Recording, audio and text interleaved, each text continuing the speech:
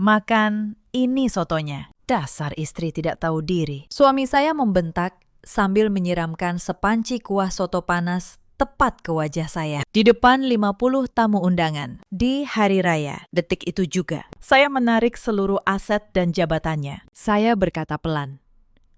Selama ini, kau cuma numpang nama. Halo sahabat, selamat datang di kanal kami. Sebelum cerita dimulai, tekan tombol suka dan berlangganan. Tulis kota kalian di kolom komentar. Dukungan kalian membuat kanal ini terus hidup. Terima kasih sudah menemani sampai akhir. Nama saya Ambar.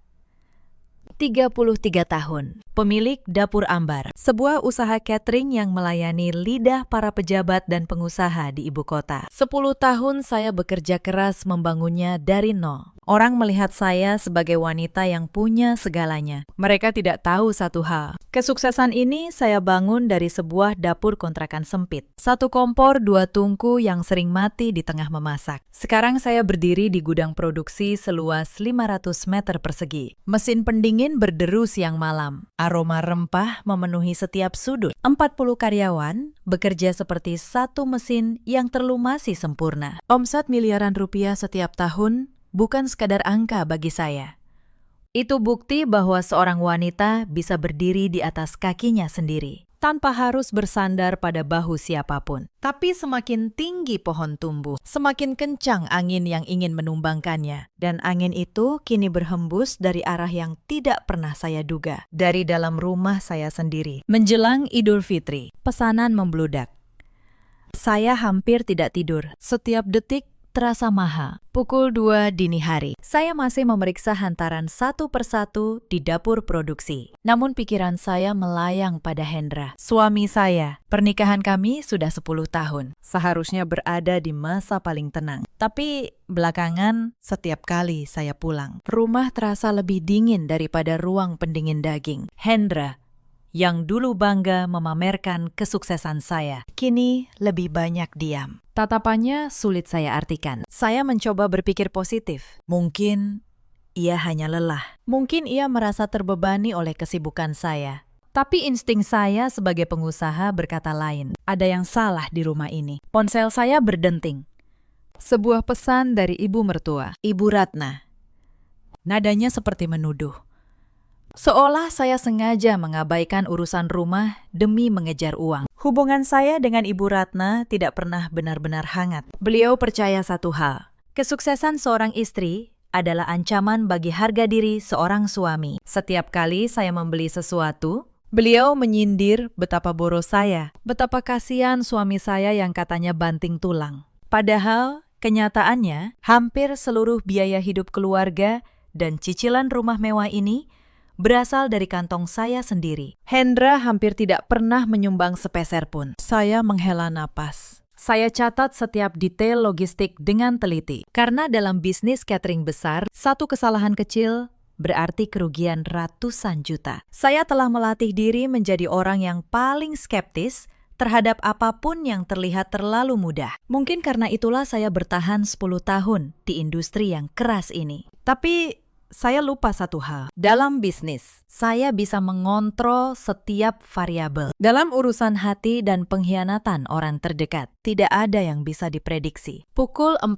pagi, cahaya fajar mulai mengintip. Saya umumkan bonus lebaran cair hari ini. Wajah para pekerja kembali bersemangat. Saya selalu percaya kesejahteraan mereka adalah keberkahan bisnis saya. Setelah kloter pengiriman pertama berangkat, saya memutuskan pulang sebentar. Sekedar membersihkan diri dan menyapa suami sebelum kembali bekerja. Saya melajukan mobil melewati jalanan kota yang masih sepi. Saya tidak tahu di rumah. Sebuah badai sudah menunggu untuk menghancurkan saya. Pagar otomatis rumah kami bergeser perlahan. Rumah modern minimalis yang seluruh pembangunannya saya biayai dari keuntungan tahun ketiga. Lampu ruang tamu masih menyala. Aneh, untuk pukul 5 pagi. Saat saya masuk, aroma parfum melati yang menyengat langsung menyambut. Itu bukan pengharum ruangan kami, itu minyak wangi khas Ibu Ratna. Jantung saya berdegup lebih kencang. Beliau duduk tegak di sofa ruang tamu. Hendra tertunduk lesu di sampingnya. Pukul 5 pagi bukan waktu lazim untuk bertamu, kecuali ada sesuatu yang sengaja ingin dikacaukan. Saya memaksakan senyum. Wajah saya kusam dan berminyak setelah semalaman bekerja. Saya meletakkan kunci mobil, menyapa dengan sopan. Meski tubuh menjerit minta istirahat, Ibu Ratna tidak membalas. Beliau memperhatikan saya dari ujung kaki sampai ujung kepala, tatapan penuh penghinaan. Seolah menelanjangi setiap inci pakaian saya yang kotor oleh noda bumbu. Hendra tetap diam. Ia tidak berani menatap mata saya. Baru pulang. Ambar, suara Ibu Ratna memecah kesunyian. Seorang istri yang baik seharusnya sudah ada di dapur rumahnya sendiri sebelum matahari terbit. Bukan keluyuran tidak jelas dengan alasan bisnis. Saya menarik napas dalam-dalam. Saya jelaskan setenang mungkin bahwa bisnis catering sedang berada di puncak kesibukan karena pesanan lebaran. Bahwa semua ini saya lakukan demi keluarga juga. Penjelasan saya masuk telinga kiri, keluar telinga kanan. Ibu Ratna bangkit, berjalan menyitari saya seperti menginspeksi barang cacat. Beliau mulai bicara tentang harga diri laki-laki yang diinjak-injak karena istrinya terlalu dominan dalam urusan uang. Lalu, tuduhannya merembet ke arah yang lebih busuk. Beliau mengeluarkan beberapa lembar foto buram dari tasnya, melemparkannya ke meja. Foto itu hanya memperlihatkan saya sedang berbincang dengan rekan bisnis di sebuah kafe. Pertemuan negosiasi biasa. Lihat ini. Hendra, istrimu sudah tidak punya rasa malu sambil cari uang. Dia juga cari hiburan di luar dengan laki-laki lain. Teriak Ibu Ratna sambil menunjuk wajah saya. Saya ingin tertawa sekaligus menangis. Tabungan Hendra selalu kosong karena gaya hidupnya. Sayalah yang selalu menutup lubang-lubang hutangnya tanpa pernah mengeluh. Dan kini, di depan ibunya, ia membiarkan saya difitnah sebagai pencuri dan pengkhianat. Saya menatap Hendra.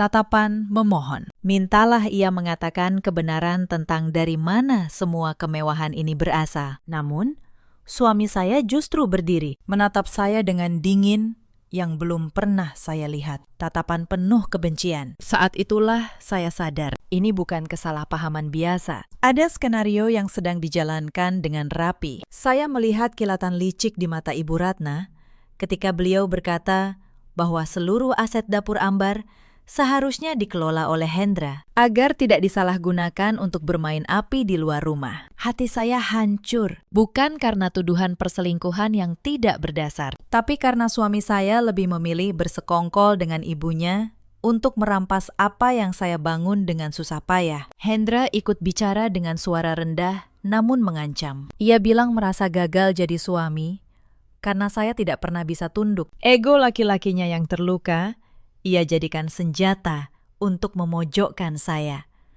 Saya merasa seperti orang asing di rumah saya sendiri, dikelilingi serigala berbulu domba. Saya melepaskan diri, melangkah ke kamar mandi, mengabaikan teriakan yang masih memaki di belakang. Di bawah kucuran air dingin, saya menangis tanpa suara. Saya biarkan rasa sakit itu mengalir bersama air. Tapi di situ juga, sesuatu di dalam diri saya mengeras. Ini bukan lagi urusan rumah tangga, ini peperangan untuk mempertahankan kedaulatan hidup saya. Saya keluar dengan wajah datar, seolah tidak terjadi apa-apa. Saya melihat Hendra dan ibunya masih berbisik-bisik, merencanakan sesuatu yang lebih besar untuk acara nanti. Saya bersumpah dalam hati, saya tidak akan membiarkan mereka menang dengan mudah. Saya kembali ke kamar, mengambil ponsel rahasia yang selama ini saya simpan untuk keadaan darurat. Lalu mulai menghubungi beberapa orang kepercayaan saya. Jika mereka ingin bermain kotor di depan banyak orang, maka biar seluruh dunia melihat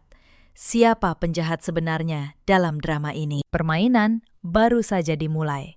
Dan saya tidak akan menjadi pihak yang kalah. Persiapan acara buka puasa bersama sore nanti tetap harus berjalan sempurna. Bagi saya, profesionalisme adalah benteng terakhir. Saya kembali ke dapur rumah, mulai menyiapkan menu spesial. Sambil memotong bumbu, saya memperhatikan gerak-gerik Hendra. Ia sesekali masuk hanya untuk memastikan saya masih ada. Ada kegelisahan yang nyata dalam langkahnya, seolah ia memikul rahasia yang sangat berat. Saya tahu suami saya bukan orang yang pintar berbohong, dan kegelisahannya adalah celah yang akan saya manfaatkan. Ibu Ratna terus memantau dari meja makan, memastikan saya tetap menjadi menantu yang patuh di depan umum. Saya hanya tersenyum dalam hati, senyum yang menyimpan ribuan rencana. Insiden pertama datang lewat telepon. Saya mendengar suara tawa Ibu Ratna saat menerima panggilan dari kerabatnya. Beliau sedang membangun narasi, mendebar cerita tentang betapa malangnya nasib Hendra yang punya istri terlalu sibuk mengejar uang. Saya mengencangkan pegangan pada pisau dapur. Logam dingin itu seolah menyalurkan kekuatan agar saya tidak kehilangan kendali sebelum waktunya. Hendra masuk dapur dengan langkah berat. Ia meminta segelas air. Saya berikan tanpa menatap matanya. Tangannya gemetar saat memegang gelas. Dan saat itu,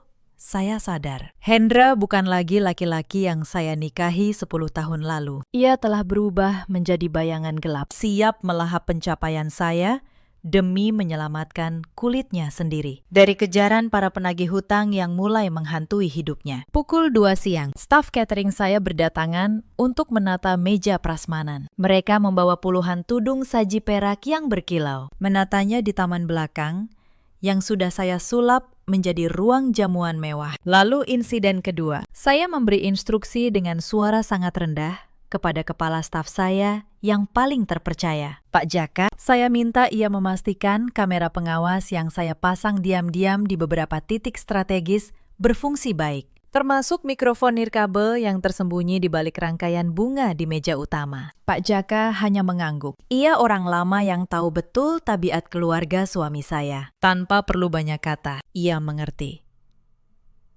Acara sore ini bukan jamuan biasa. Ini panggung pertunjukan, di mana setiap gerakan akan menentukan masa depan saya. Insiden ketiga. Ibu Ratna masuk ke area taman dengan gaya seorang ratu meninjau jajahannya. Beliau mengkritik tata letak meja, jenis bunga, sampai pilihan menu yang menurutnya terlalu sederhana untuk level kolega Hendra. Saya hanya mendengarkan, membiarkan ego beliau membumbung tinggi. Karena saya tahu satu hukum lama, semakin beliau merasa berkuasa, semakin besar celah kesombongan yang akan membuatnya jatuh nanti. Beliau tidak sadar bahwa di balik kepatuhan saya sedang menghitung setiap kata penghinaan sebagai bukti tambahan untuk laporan saya nanti. Saya bahkan sengaja mengarahkan beliau berdiri tepat di depan salah satu kamera tersembunyi saat beliau kembali mengungkit soal tabungan Hendra yang katanya saya kuras. Insiden keempat terjadi di kamar. Saya membuka laptop pribadi yang selama ini terkunci. Saya periksa mutasi rekening Hendra yang sebulan terakhir saya pantau diam-diam. Angka-angka merah terpampang jelas. Aliran dana ke situs judi luar negeri dan investasi bodong. Hendra telah menghabiskan hampir 2 miliar rupiah dalam waktu singkat. Dan kini,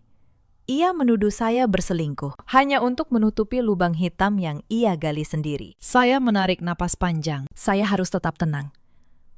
Setidaknya sampai 50 tamu undangan hadir dan menyaksikan sandiwara yang akan mereka mainkan. Insiden kelima. Hendra mengetuk pintu kamar. Suaranya lebih tegas sekarang, seolah ia baru disuntik keberanian entah dari mana. Ia meminta saya mengenakan kebaya paling mahal yang saya punya. Alasannya, agar para koleganya terkesan. Tapi saya tahu maksud sebenarnya. Itu bukan untuk membanggakan saya. Itu untuk memperkuat narasi bahwa saya istri gila kemewahan yang hobi menghambur-hamburkan uang suami. Saya menuruti permintaannya tanpa bantahan. Mengenakan kebaya sutra krem yang anggun, menyanggul rambut, memoles wajah dengan riasan natural. Saat saya melihat bayangan di cermin, saya tidak melihat seorang korban. Saya melihat seorang panglima perang yang sedang mengenakan baju zirah. Saya siap turun ke medan, di mana musuh saya adalah orang-orang yang selama ini berbagi meja makan dengan saya. Insiden keenam datang menjelang senja. Area taman sudah siap. 50 kursi tertata rapi mengelilingi meja-meja bundar berlapis taplak putih. Aroma soto gurih mulai memenuhi udara. Saya berdiri di dekat panci besar berisi kuah soto yang masih mendidih. Ini hidangan andalan saya. Resep rahasia yang membawa dapur Ambar ke puncak. Saya melihat Hendra dan Ibu Ratna berdiri di pintu masuk. Menyambut tamu pertama dengan senyum yang terlalu lebar hingga terlihat palsu. Mereka sesekali melirik ke arah saya, lalu berbisik satu sama lain. Saya tahu mereka sedang menunggu momen yang tepat untuk menjatuhkan bom yang sudah mereka siapkan sejak pagi. Insiden ketujuh, para tamu mulai berdatangan. Kebanyakan pengusaha sukses dan pejabat daerah. Pelanggan setia saya. Saya menyapa mereka dengan ramah, berpura-pura semuanya baik-baik saja. Tapi di antara mereka, ada beberapa orang yang sengaja saya undang secara personal. Para jurnalis gaya hidup. Mereka hadir dengan kamera dan alat perekam yang tersamar, siap menangkap setiap momen. Hendra tampak gelisah melihat kehadiran mereka. Tapi Ibu Ratna terus meyakinkannya bahwa ini kesempatan bagus untuk mempermalukan saya secara publik, agar reputasi saya hancur total dan mereka bisa mengambil alih bisnis dengan alasan saya sudah tidak layak memimpin. Mereka tidak tahu satu hal, para jurnalis itu adalah undangan saya, bukan kebetulan. Insiden ke-8, saya melirik ponsel saya. Siaran langsung di akun media sosial rahasia sudah siap diaktifkan dalam satu ketukan. Saya telah menyusun semuanya dengan teliti, setiap langkah, setiap kemungkinan.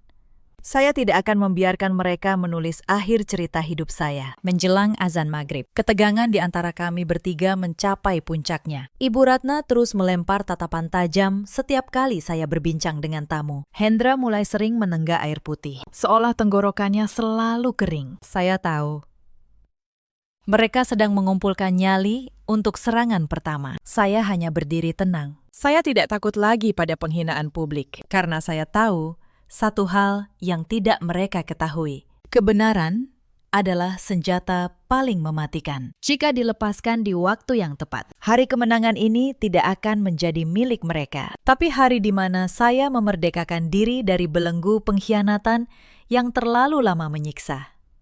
Suara azan maghrib berkumandang dari masjid di ujung jalan, memecah ketegangan yang menggantung di udara. 50 tamu membatalkan puasa dengan air dan kurma. Saya berdiri di balik meja prasmanan, menyendok nasi ke mangkuk porselen putih dengan gerakan stabil. Namun Ibu Ratna tidak menyentuh makanannya. Beliau bangkit dari kursi, melangkah ke tengah ruangan dengan langkah yang sengaja menarik perhatian semua orang. Hendra mengikuti di belakang. Wajahnya pucat pasi, tapi ada kilat keputusasaan yang berbahaya di matanya. Saya tahu genderang perang telah ditabuh. Ibu Ratna berdehem keras hingga suara riuh para tamu mereda. Beliau menatap saya dengan kebencian, lalu bicara dengan suara cukup lantang untuk terdengar sampai barisan kursi paling belakang. Beliau mulai bercerita betapa prihatinnya ia dengan rumah tangga putranya yang katanya tampak sempurna namun menyimpan borok dalam. Para tamu mulai berbisik. Beberapa meletakkan sendok, merasa ada yang tidak beres. Ibu Ratna menyebut tabungan Hendra telah habis.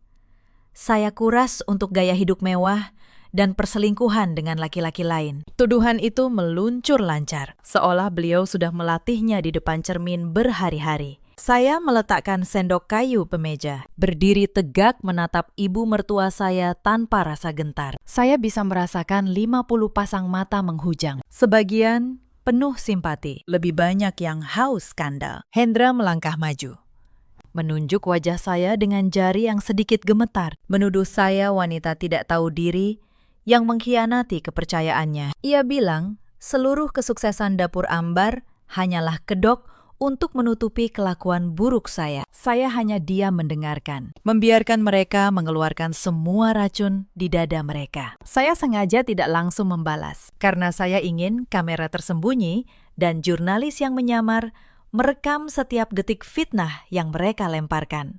Insiden ke-9. Suasana semakin panas. Ibu Ratna mulai menyebut nama-nama fiktif yang ia klaim sebagai kekasih saya. Beliau bahkan berkata, saya sengaja menyabotase keuangan keluarga agar Hendra terus bergantung pada saya. Sebuah ironi yang lucu. Mengingat sayalah yang selama ini membayar semua tagihan rumah, pajak mobil, hingga liburan mewah yang mereka nikmati. Para tamu mulai tidak nyaman. Tapi tidak ada yang berani menghentikan drama keluarga yang tersaji di depan mereka. Saya melihat salah satu rekan media memberi kode kecil. Semua pembicaraan ini terekam jelas. Cukup. Mas Hendra, Bu, ucap saya dengan suara tenang namun penuh otoritas. Mereka terdiam. Saya melangkah keluar dari balik meja prasmanan, mendekati mereka berdua. Saya jelaskan bahwa tuduhan mereka tidak masuk akal dan tidak didasari bukti apapun. Saya menantang Hendra menunjukkan mutasi rekening mana yang ia maksud. Karena saya tahu persis kemana uang itu benar-benar mengalir. Wajah Hendra berubah dari pucat menjadi merah padam. Ia tidak menyangka saya berani melawan secara terbuka di depan para koleganya. Ia merasa terpojok. Dan seorang pengecut yang terpojok biasanya melakukan tindakan paling nekat untuk mempertahankan sisa harga dirinya. Insiden ke-10. Hendra mendekat.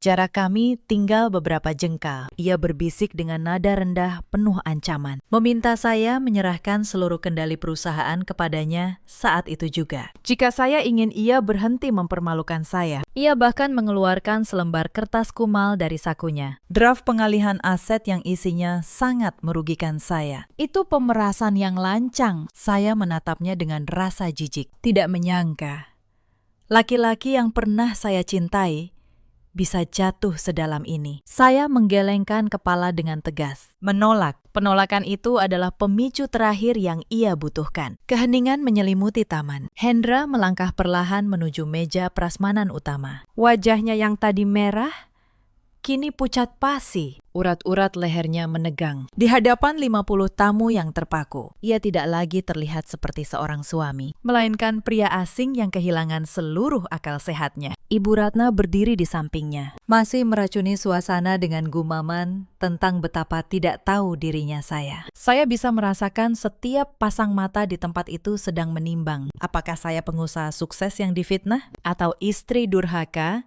yang pantas dihukum. Saya memilih tetap berdiri di samping panci soto, membiarkan uap panas menyentuh kulit wajah saya. Seolah suhu tinggi itulah satu-satunya hal yang membuat saya merasa hidup di tengah pengkhianatan yang sedingin es. Kau pikir kau bisa menguasai semuanya hanya karena punya uang? Ambar, suara Hendra rendah, bergetar oleh kemarahan yang ia pendam berbulan-bulan akibat hutang. Ia menatap saya seolah saya musuh terbesarnya, bukan wanita yang menemaninya dari titik nol. Saya menatap balik matanya, mencari sisa-sisa kasih sayang yang mungkin masih ada di sana. Yang saya temukan hanya kegelapan dan iri. Ia mengoceh tentang bagaimana ia merasa kerdil di samping saya. Bagaimana setiap keberhasilan dapur Ambar terasa seperti tamparan bagi harga dirinya. Pengakuan yang menyedihkan. Kesuksesan yang selama ini saya tujukan untuk masa depan kami berdua, justru ia anggap senjata untuk merendahkannya. Di titik itu,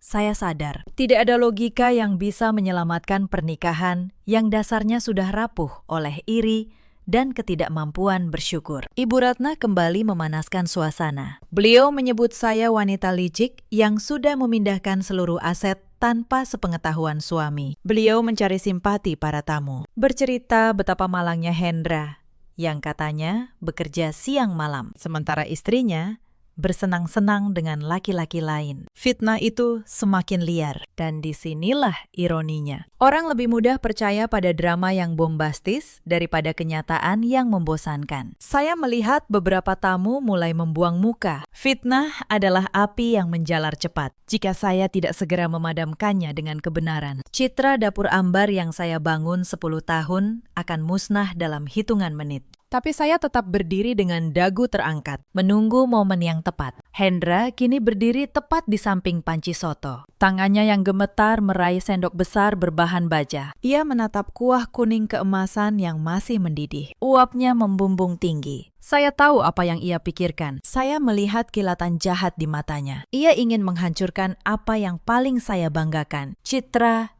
dan martabat saya, secara bersamaan. Di depan umum, saya tetap tidak bergeming. Meski detak jantung saya berdentum hingga telinga berdenging, saya sengaja tidak menghindar. Saya ingin dunia melihat betapa rendahnya cara yang ia pakai untuk memenangkan perdebatan yang sebenarnya sudah ia kalahkan sejak awal. Hendra, sadar. Apa yang kau lakukan ini akan menghancurkanmu sendiri. Ucap saya dengan nada sangat tenang. Ketenangan yang justru semakin memicu amarahnya. Saya tahu, dalam sebuah pertunjukan, pihak yang tetap tenang adalah pihak yang memegang kendali. Bagi Hendra, ketenangan saya adalah penghinaan. Ibu Ratna terus memprovokasi dari belakang, meminta Hendra menunjukkan siapa yang sebenarnya berkuasa di rumah ini. Beliau tidak sadar, provokasinya sedang menggiring putra tunggalnya menuju jurang kehancuran hukum yang sangat dalam. Beberapa tamu yang merasa situasi sudah terlalu berbahaya mulai beranjak, mencoba melerai. Namun Hendra menghalangi mereka dengan teriakan, memerintahkan semua orang tetap diam dan menonton. Seolah ia sedang memimpin pengadilan jalanan, di mana ia jaksa, saksi, sekaligus algoyo. Saya melirik kamera tersembunyi di balik rangkaian bunga melati di dekat meja utama. Lampu indikator merah kecil itu masih menyala, menandakan setiap ekspresi. Setiap gerakan agresif Hendra telah tersimpan aman. Saya juga memastikan ponsel di saku celemek tetap aktif, menyiarkan audio langsung ke pengacara saya. Ini bukan lagi sekedar pertengkaran suami istri. Ini pengumpulan bukti penganiayaan psikologis dan percobaan pemerasan yang akan saya gunakan untuk menuntut keadilan setinggi-tingginya. Serahkan surat kuasa bisnis itu sekarang, atau kau akan menyesal seumur hidup. Hendra membentak tepat di depan wajah saya. Napasnya yang memburu terasa panas. Ia mencengkeram lengan bawah saya kuat hingga saya meringis. Namun saya tetap tidak mengeluarkan suara minta tolong. Para tamu kini benar-benar terdiam. Begitu hening hingga deru mesin pendingin di kejauhan terdengar jelas. Ibu Ratna mulai berpura-pura menangis, mengadu kepada orang-orang di sekitarnya bahwa sayalah yang menyakiti hati putranya hingga ia kehilangan kendali. Manipulasi yang rapi dan menjijikkan. Bisnis ini hasil kerja keras Hendra, bukan hasil dari meja judi atau investasi bodong. Jawab saya dengan suara tenang namun tajam seperti sembilu. Kalimat itu adalah pukulan telak yang meruntuhkan sisa kewarasannya. Wajahnya yang pucat seketika merah membara. Ia merasa harga dirinya sebagai laki-laki diinjak di depan umum. Padahal ia sendiri yang membuang harga diri itu ke selokan sejak lama. Tanpa peringatan, ia mengangkat sendok besar itu tinggi-tinggi. Saya melihat gerakan itu seperti gerak lambat. Cairan kuning keemasan yang masih mengepul panas bergoyang di dalam sendok. Lalu, meluncur. Saya memejamkan mata saat cairan panas itu menyentuh kulit wajah dan rambut saya. Rasa sakit yang membakar. Seolah ribuan jarum api menusuk-nusuk sekaligus. Jeritan histeris pecah dari sudut taman. Beberapa tamu berdiri dengan wajah ngeri. Yang lain hanya bisa menutup mulut. Terkejut melihat kekerasan terjadi di depan mata. Kuah soto yang sangat panas mengalir di pipi, masuk ke kerah kebaya, membuat kulit saya terasa seperti dikuliti hidup-hidup. Namun, di tengah rasa sakit yang luar biasa, saya tetap berdiri. Saya tidak jatuh tersungkur. Saya tidak menangis meraung seperti yang mereka harapkan. Saya merasakan cairan berminyak itu membasahi sanggul, merusak riasan mahal, meruntuhkan citra wanita sukses yang selama ini saya banggakan. Tapi di balik semua itu, saya merasakan kepuasan yang aneh. Inilah bukti yang saya butuhkan. Inilah momen yang akan mengakhiri semua penderitaan ini secara hukum dan absolut. Hendra terengah-engah, masih memegang sendok kosong dengan tangan lemas. Ia tampak terkejut dengan tindakannya sendiri. Namun Ibu Ratna segera mendekat, memegang pundaknya, seolah memberi dukungan moral. Kalian lihat sendiri, putraku sampai kehilangan kendali karena wanita ini terlalu keterlaluan mengkhianatinya. Inilah balasan bagi istri yang tidak tahu diri, teriak Ibu Ratna.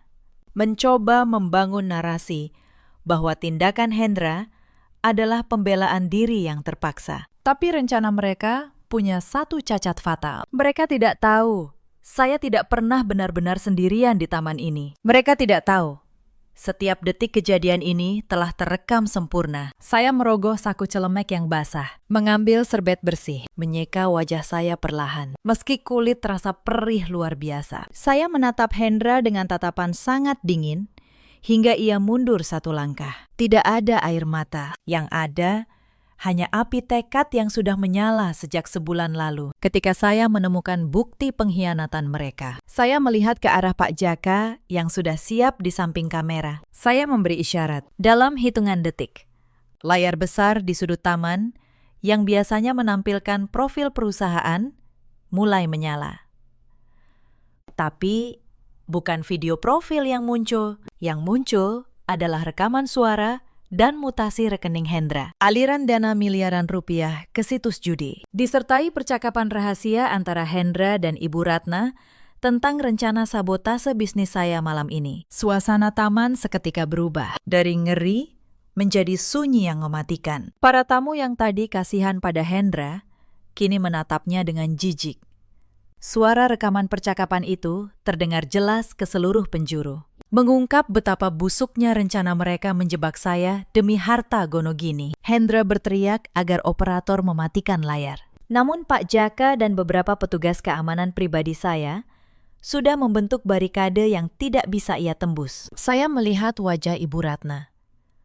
Seluruh kesombongannya runtuh dalam sekejap saat identitas asli mereka terbongkar di hadapan kolega-kolega terhormat. Kuah soto yang masih menetes dari dagu saya seolah menjadi saksi bisu atas kejatuhan mereka. Ibu Ratna mencoba satu upaya terakhir. Beliau melangkah maju dengan tangan gemetar, menunjuk layar sambil berteriak bahwa semua itu rekayasa digital yang saya buat. Jangan percaya wanita ini. Dia merencanakan ini untuk mencuri harta anak saya. Ini semua palsu, teriaknya melengking. Namun tidak ada satupun orang yang tergerak. Kebenaran punya resonansi yang tidak bisa ditiru oleh kebohongan. Saya hanya menatapnya dengan rasa kasihan. Bagaimana bisa seorang ibu begitu buta hingga mendukung kehancuran moral anaknya sendiri demi tumpukan uang yang bahkan bukan miliknya? Tiba-tiba, 3 pria berpakaian rapi yang sedari tadi duduk tenang di meja paling belakang berdiri, berjalan menghampiri. Salah satunya pengacara saya, Bapak Gunawan. 2 lainnya, rekan notaris dan asisten hukum. Mereka membawa map kulit hitam berisi dokumen asli yang sudah saya tanda tangani sehari sebelumnya. Ibu Ratna mencoba menghalangi jalan mereka. Namun, dengan sopan, asisten hukum itu menggeser tubuh beliau. Bapak Gunawan membuka map di bawah lampu taman yang terang, memperlihatkan bukti otentik. Seluruh kepemilikan dapur ambar, termasuk rumah mewah yang kami tempati, telah dipindah tangankan ke sebuah yayasan sosial atas nama saya. Sehari sebelum acara ini, Hendra hanya mendapatkan perusahaan kosong dengan beban hutang pajak yang selama ini ia sembunyikan. Wajahnya yang tadi merah, kini lebih pucat daripada kain kafan. Ia sadar, seluruh skenarionya untuk menuntut harta Gonogini sebagai pihak yang dihianati telah runtuh. Ia tidak akan mendapatkan sepeser pun dari jeripaya saya selama 10 tahun. Kau tidak bisa melakukan ini. Itu harta bersama, teriaknya dengan sisa keberanian palsu. Saya hanya tersenyum tipis. Harta bersama itu dibangun dengan kejujuran, bukan pengkhianatan. Dan secara hukum, semua modal awal bisnis ini milik saya. Kau hanya numpang mama. Kau tidak punya hak apapun di sini. Di saat itulah, sirine polisi terdengar dari balik pagar. Pak Jaka telah memanggil pihak berwajib sejak Hendra pertama kali mengangkat sendok panas. Gerbang otomatis terbuka. Beberapa petugas berseragam masuk ke area taman. Para tamu memberi jalan. Sementara kamera-kamera ponsel terus merekam setiap detail. Ibu Ratna jatuh terduduk di rumput, menangis histeris, memanggil nama putranya. Seolah merekalah korban di sini. Hendra mencoba melarikan diri ke pintu samping. Namun petugas dengan cepat menghentikannya. Tangannya diborgol di belakang punggung, tepat di samping panci soto yang masih mengepul. Ironi yang terasa sangat sempurna. Ia ditangkap di samping instrumen kekejamannya sendiri. Saya berdiri mematung, melihat pria yang pernah saya cintai diseret menuju mobil polisi. Tidak ada rasa puas yang meluap. Yang ada hanya rasa hampa yang luar biasa luas. Rasa perih di wajah mulai menjalar, menyadarkan saya bahwa kemenangan ini sangat mahal harganya. Saya berjalan menghampiri Ibu Ratna yang masih terduduk di rumput. Beliau mendongak, menatap saya dengan kebencian sekaligus ketakutan. Tidak ada lagi jejak wanita sombong dalam dirinya. Yang tersisa hanya seorang wanita tua yang menyadari seluruh kenyamanannya lenyap dalam hitungan menit. Saya membungkuk sedikit, menahan perih di wajah. Saya berbisik di telinganya. Sebuah kalimat yang saya simpan bertahun-tahun. Rumah ini, mobil yang ibu pakai, bahkan baju yang ibu kenakan sekarang, semuanya dibayar dengan uang yang ibu sebut uang haram. Mulai besok, silahkan ibu cari tempat tinggal baru. Yayasan akan menyegel rumah ini. Ibu Ratna terbelalak, mulutnya bergetar, namun tidak ada kata yang sanggup keluar. Beliau melihat ke sekeliling, menyadari para tamu yang biasanya menjilat dan memujinya, kini menatapnya dengan jijik. Kehancuran sosial adalah hukuman yang jauh lebih menyakitkan bagi orang seperti beliau daripada penjara sekalipun. Seorang petugas menghampiri saya untuk meminta keterangan. Saya menjelaskan kronologi dengan tenang dan sistematis, seolah sedang memaparkan laporan keuangan bulanan. Saya menyerahkan kartu memori berisi rekaman visual berkualitas tinggi. Semua bukti ada di sana, termasuk rekaman percobaan pemerasan yang dilakukan suami saya sebelum ia menyiramkan kuah panas ini. Petugas itu mengangguk hormat. Ia tampak terkesan dengan ketenangan saya di situasi yang begitu menyakitkan. Pak Jaka menghampiri dengan handuk kecil yang sudah dibasahi air dingin dan kotak pertolongan pertama. Dengan lembut, ia menempelkan handuk ke wajah saya. Matanya berkaca-kaca, melihat kondisi saya yang mengenaskan, namun tetap berdiri tegak. Ibu harus ke rumah sakit sekarang juga, bisiknya. Saya hanya menggeleng pelan. Masih ada satu urusan yang harus saya tuntaskan. Tapi tubuh saya mulai menyerah. Rasa perih berubah menjadi denyutan tajam yang menjalar ke seluruh kepala. Pak Jaka memapah saya menuju mobil. Para jurnalis yang tadi menyamar kini menampakkan diri. Mereka sibuk mengarahkan lensa kamera. Cahaya lampu kilat menyambar berkali-kali, mengabadikan setiap tetes kuah soto yang mengering di kebaya saya dan bekas kemerahan yang mulai membengkak. Saya tahu, besok pagi wajah saya akan menghiasi berita, bukan sebagai wanita lemah, tapi sebagai wanita yang berani mengungkap kebusukan yang terencana. Pagi pertama setelah badai, saya terbangun di kamar rumah sakit yang tenang, jauh dari hiruk-pikuk dapur maupun aura dingin rumah mewah. Rasa nyeri di pipi dan dahi masih terasa, seperti bara api yang belum padam. Namun, pikiran saya jauh lebih jernih. Di atas meja, sebuah tablet menampilkan berita utama dari berbagai portal. Foto Hendra yang digiring polisi dengan latar belakang meja prasmanan soto menjadi konsumsi publik. Tapi yang membuat saya tertegun adalah hasil penyelidikan awal yang dikirim pengacara. Bapak Gunawan datang menjelang siang, membawa map biru berisi laporan audit forensik. Beliau menjelaskan dengan hati-hati bahwa penyiraman kuah soto itu bukan sekedar ledakan amarah. Hendra ternyata telah menjalin komunikasi intensif dengan seorang makelar aset selama 3 bulan terakhir. Rencana mereka sangat spesifik. Hendra harus menciptakan kondisi di mana saya terlihat mengalami gangguan mental di depan publik. Dengan begitu, ia bisa mengajukan permohonan ke pengadilan untuk mengambil alih hak pengelolaan seluruh aset bisnis saya, dengan alasan melindungi harta bersama dari pemilik yang sudah tidak waras. Penyiraman itu adalah cara tercepat memicu reaksi. Hendra berharap saya membalas dengan kekerasan, histeris, atau tindakan gila yang bisa direkam dan dijadikan bukti bahwa saya sudah kehilangan akal. Ia ingin dunia melihat saya sebagai wanita sukses yang hancur dan berbahaya. Sementara ia tampil sebagai suami penyabar yang terpaksa bertindak tegas. Namun ia tidak menyangka. Saya justru tetap diam dan membiarkan luka itu menjadi saksi bisu kejahatannya. Saya menarik napas panjang, merasakan sesak di dada saat menyadari pria yang berbagi selimut dengan saya selama 10 tahun tega merancang penghancuran diri istrinya sendiri demi menutupi hutang judi sebesar 4 miliar rupiah yang ia sembunyikan di luar negeri. Lebih mengejutkan lagi, peran Ibu Ratna bukan sekedar pendukung. Beliaulah yang memberi ide menggunakan acara buka puasa bersama para pejabat sebagai panggung eksekusi.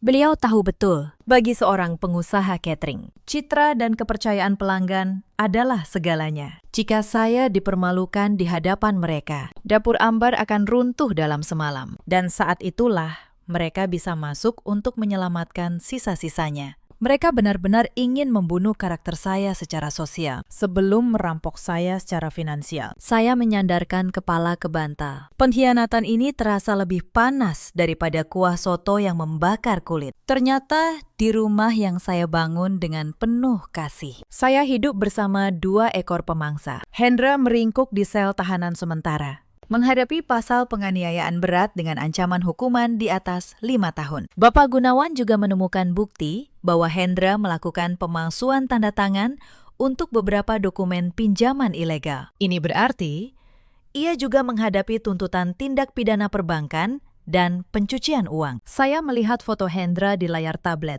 Ia terlihat sangat kecil dan tidak berdaya. Jauh berbeda dari sosok arogan yang mengangkat sendok semalam. Kebencian saya mulai memudar, berganti menjadi rasa iba yang dalam. Bagaimana bisa seseorang menjadi begitu rakus hingga kehilangan kemanusiaannya? Ia menghancurkan hidupnya sendiri demi mengejar angka semu di layar judi. Tanpa menyadari, ia telah memiliki segalanya bersama saya. Ibu Ratna kini dalam pengawasan pihak berwajib atas dugaan keterlibatan dalam perencanaan tindak pidana. Meski beliau tidak menyentuh sendok panas itu, setiap kata provokasi dan skenario yang ia susun memiliki konsekuensi hukum. Saya memutuskan untuk tidak memberi keringanan. Selama bertahun-tahun, saya menjadi menantu yang terlalu sabar, memberikan segalanya, hingga mereka lupa bahwa kesabaran saya punya batas, dan batas itu telah dilewati. Sore harinya, Pak Jaka datang membawa makanan rumahan yang dimasak sendiri oleh para staf. Mereka menolak mengirim menu catering karena ingin memberikan sesuatu yang lebih personal. Semua anak di dapur mendukung ibu. Mereka bilang tidak akan membiarkan siapapun menyentuh dapur ambar, ucap Pak Jaka dengan mata tulus. Kata-kata itu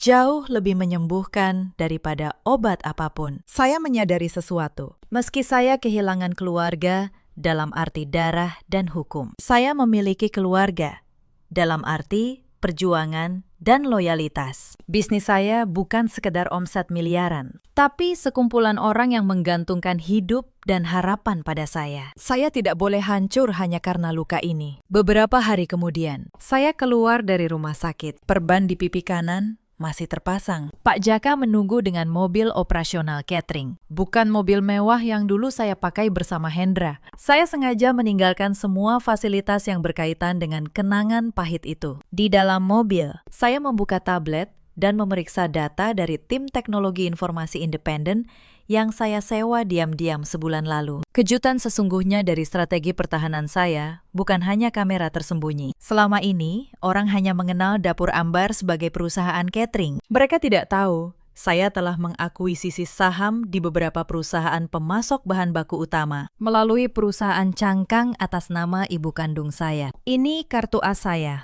Ketika Hendra dan Ibu Ratna mencoba sabotase dengan memutus aliran dana atau menghasut para pemasok, mereka justru sedang menggali kubur sendiri. Mereka tidak sadar, orang yang mereka hadapi bukan hanya koki yang sibuk di dapur, melainkan seorang ahli strategi yang sudah mengamankan setiap rantai pasok bisnisnya dari hulu hingga hilir. Ibu, pengacara Bapak Hendra menghubungi kantor lagi pagi ini. Mereka memohon agar ibu mencabut laporan penganiayaan. Dengan imbalan, Bapak Hendra melepaskan semua tuntutan harta gonogini. Lapor Pak Jaka sambil fokus menyetir. Saya hanya tersenyum tipis. Betapa naifnya mereka. Masih berpikir ini soal tawar-menawar materi. Padahal ini soal harga diri dan keadilan yang tidak bisa dibeli dengan selembar perjanjian. Saya tidak akan pernah mencabut laporan itu. Pakistan. Saya ingin Hendra merasakan dinginnya lantai penjara, agar ia punya banyak waktu merenungi setiap pertaruhan yang ia lakukan dengan hidupnya dan hidup saya. Setibanya di kantor pusat Dapur Ambar, saya disambut tepuk tangan seluruh staf. Mereka tidak menatap saya dengan kasihan, melainkan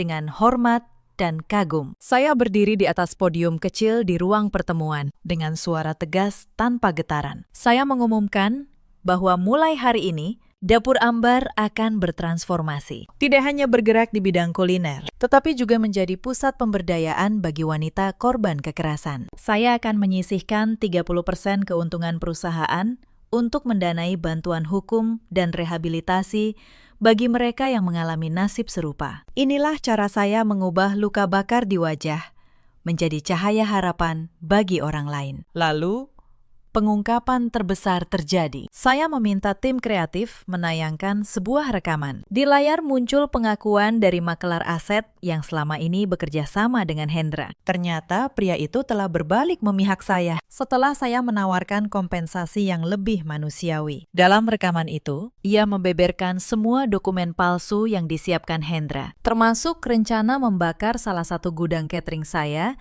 demi klaim asuransi besar untuk membayar hutang judinya. Suasana ruangan mendadak senyap. Para staf terpukul menyadari betapa jahatnya rencana suami majikan mereka. Saya sengaja membagikan rekaman ini ke media sosial secara bersamaan, agar tidak ada lagi celah bagi Hendra membangun narasi sebagai korban. Ibu Ratna, yang saat itu sedang di kantor polisi menjenguk putranya, dikabarkan pingsan saat melihat berita itu di televisi ruang tunggu. Beliau kini sadar, menantu yang selama ini ia anggap lemah dan mudah dibodohi, ternyata adalah arsitek dari kehancurannya sendiri. Pekan-pekan berikutnya berjalan seperti yang saya rancang. Saya telah memastikan secara hukum, tidak ada satupun celah bagi mereka untuk menyentuh harta yang dihasilkan dari keringat saya. Pagi itu, udara di sekitar pengadilan negeri terasa lebih berat daripada uap kaldu di dapur. Saya turun dari mobil dengan langkah tenang, mengenakan setelan blazer putih gading yang kontras dengan rambut hitam saya. Perban di pipi telah digantikan plester tipis warna kulit, menutupi bekas luka yang mulai mengering. Puluhan wartawan berebut mengambil gambar. Saya tidak gentar. Saya menatap lurus ke depan. Hari ini sidang perdana atas kasus penganiayaan berat dan penipuan yang dilakukan Hendra di dalam ruang sidang yang dingin. Saya duduk di barisan depan, didampingi Bapak Gunawan. Hendra dibawa masuk dengan tangan terborgol, mengenakan rompi tahanan oranye. Wajahnya kuyu, pipinya tirus, matanya yang dulu penuh kilat kesombongan kini hanya menyisakan kekosongan. Ia tidak berani menoleh ke arah saya. Di belakangnya, Ibu Ratna duduk di kursi pengunjung. Wajahnya tampak 10 tahun lebih tua. Tidak ada lagi perhiasan emas mencolok. Kesombongannya telah runtuh oleh kenyataan bahwa rumah mewah mereka kini resmi disegel dan dialihfungsikan menjadi rumah aman bagi perempuan. Jaksa penuntut umum membacakan dakwaan dengan suara lantang. Setiap kata, mulai dari rincian penyiraman kuah panas di depan 50 tamu, hingga manipulasi rekening perusahaan, terdengar seperti palu yang menghantam peti mati masa lalu saya. Jaksa memaparkan bukti digital yang saya kumpulkan, termasuk rekaman audio rahasia di mana Hendra dan ibunya tertawa saat merencanakan cara mempermalukan saya agar aset bisnis bisa mereka rampas. Ruang sidang sempat gaduh oleh gumaman pengunjung yang tidak percaya akan kekejian rencana itu. Saya melihat Hendra semakin menunduk, seolah ingin menghilang ke dalam lantai. Tidak ada lagi celah untuk menyangkal. Setiap bukti yang saya serahkan adalah fakta hukum yang tak terbantahkan, diverifikasi oleh ahli forensik digital dan saksi mata yang kredibel. Puncaknya, jaksa memutar video CCTV tersembunyi yang merekam kejadian di malam Idul Fitri. Di layar besar terlihat sangat jelas bagaimana Hendra dengan penuh kesadaran mengangkat sendok berisi cairan mendidih dan menyiramkannya ke wajah saya. Suara jeritan tamu yang terekam membuat suasana sidang mencekam. Saya memejamkan mata sejenak, bukan karena takut, tapi karena ingin merasakan perbedaan antara rasa sakit malam itu dengan kekuatan yang saya miliki sekarang. Setelah sidang ditunda, saya berjalan keluar melewati Ibu Ratna. Beliau mencoba mencegah saya, menangis sesenggukan, meraih tangan saya untuk meminta ampun. Tolong cabut laporannya. Hendra itu anakmu juga. Dia suami ibu. Ibu, mohon, kami tidak punya apa-apa lagi, rintihnya. Saya melepaskan tangan beliau dengan lembut namun tegas. Saya menatap matanya yang basah. Ibu salah. Hendra bukan anak kecil. Dia pria dewasa yang memilih menjadi penjahat. Dan ibu adalah guru yang mengajarinya cara menghancurkan orang yang mencintainya. Belas kasihan saya sudah habis terbakar bersama kuah soto malam itu. Saya berlalu tanpa menoleh lagi. Beberapa pekan kemudian, kontrak kerjasama dengan 5 hotel bintang 5 saya tanda tangani. Tragedi yang menimpa saya justru menjadi katalisator bagi kepercayaan publik yang lebih besar terhadap integritas bisnis saya. Orang melihat di balik rasa makanan yang lezat, ada seorang pemimpin dengan keteguhan moral luar biasa. Akhirnya tiba hari sidang putusan. Ketukan palu hakim bergema 3 kali di ruang sidang yang hening. Gugatan cerai saya dikabulkan sepenuhnya. Seluruh tuntutan harta gonogini dari pihak Hendra ditolak mentah-mentah karena bukti pengkhianatan dan tindak pidana yang tak terbantahkan. Hendra dijatuhi vonis 7 tahun penjara atas penganiayaan berat dan penipuan saat ia dibawa kembali ke sel. Ia sempat berhenti sejenak, mencoba mencari secuil pengampunan di mata saya. Namun, ia hanya menemukan pantulan dirinya sendiri, yang kini menjadi orang asing. Saya berdiri dari kursi, merasakan beban bertonton yang selama ini menghimpit pundak saya lepas. Tidak ada rasa puas yang meluap, hanya ada kelegaan yang sunyi dan dalam. Saya tidak langsung pulang ke kantor. Saya menuju sebuah bangunan bercat putih di pinggiran kota yang baru saja diresmikan. Di atas gerbangnya terpasang papan nama kayu yang elegan. Gria Ambar, Pusat Pemberdayaan dan Perlindungan Wanita. Inilah wujud nyata dari dendam yang saya ubah menjadi kasih sayang. Di dalam, beberapa wanita yang menjadi penghuni pertama menyambut saya dengan senyum tulus. Mereka para penyintas yang sedang belajar mandiri melalui kelas memasak dan manajemen bisnis yang saya sediakan gratis. Saya melihat mata mereka yang mulai kembali bercahaya. Cahaya yang dulu sempat padam. Persis seperti yang pernah saya alami. Saya menyadari, misi hidup saya kini jauh lebih besar daripada sekedar mencetak laba miliaran. Dapur Ambar telah berevolusi menjadi sebuah gerakan. Sebuah wadah di mana rasa sakit diolah menjadi kemandirian yang manis. Sore harinya, saya duduk di taman belakang Gria Ambar sambil menikmati secangkir teh. Saya membuka ponsel dan melihat mutasi rekening terbaru. Bukan untuk memeriksa kekayaan, melainkan memastikan dana beasiswa bagi anak-anak korban kekerasan telah tersalurkan. Saya tersenyum melihat angka-angka itu. Uang kini hanyalah alat, bukan lagi tujuan utama. Ibu Ratna dikabarkan kini tinggal di sebuah rumah kontrakan kecil di kota asalnya. Hidup dari sisa tabungan yang menipis, tanpa ada lagi menantu yang bisa ia perah. Saya tidak membencinya lagi. Kebencian hanya akan mengotori hati yang sedang saya sembuhkan. Matahari mulai terbenam, memancarkan warna jingga yang serupa dengan kuah soto yang dulu menyiram wajah saya. Namun kini, warna itu tidak lagi membawa ketakutan. Ia adalah warna fajar baru. Saya menyentuh pipi saya, merasakan kulit yang tidak lagi sempurna, namun menyimpan cerita yang luar biasa. Luka itu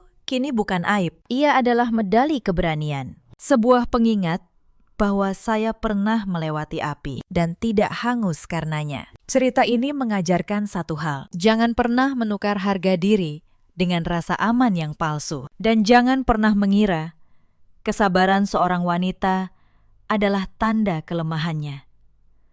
Ada banyak perempuan di luar sana yang seperti saya dulu, membiayai seluruh rumah tangga seorang diri, namun tetap dianggap tidak berguna. Bekerja keras siang malam, namun tetap dituduh tidak tahu diri. Jika kalian sedang berada di posisi itu, ketahuilah, nilai diri kalian tidak ditentukan oleh orang yang gagal menghargainya. Ada juga banyak suami seperti Hendra di luar sana yang merasa kerdil oleh keberhasilan pasangannya, lalu memilih menghancurkan daripada bersyukur. Iri pada orang yang paling mencintainya adalah racun yang membunuh pelan-pelan. Ada pula para ibu mertua yang karena takut kehilangan kuasa atas anaknya, justru menggiring anak itu menuju jurang. Cinta yang posesif bukanlah cinta, ia adalah belenggu. Hendra kini menghitung hari di balik jeruji. Ibu Ratna memulai hidup dari nol di usia senja, tanpa kehormatan. Sementara saya berdiri lebih tegak dari sebelumnya. Bukan karena saya membalas dendam, tapi karena saya memilih untuk tidak hancur dalam hidup. Kita selalu punya pilihan. Kita bisa membiarkan luka menenggelamkan kita atau menjadikannya tangga untuk bangkit. Saya memilih bangkit. Nama saya Ambar, usia 33 tahun. Dan di hari raya itu, saya tidak hanya kehilangan seorang suami. Saya memenangkan kembali diri saya sendiri. Jika cerita ini menyentuh hati kalian, ceritakan kisah kalian di kolom komentar. Terima kasih sudah menemani sampai akhir.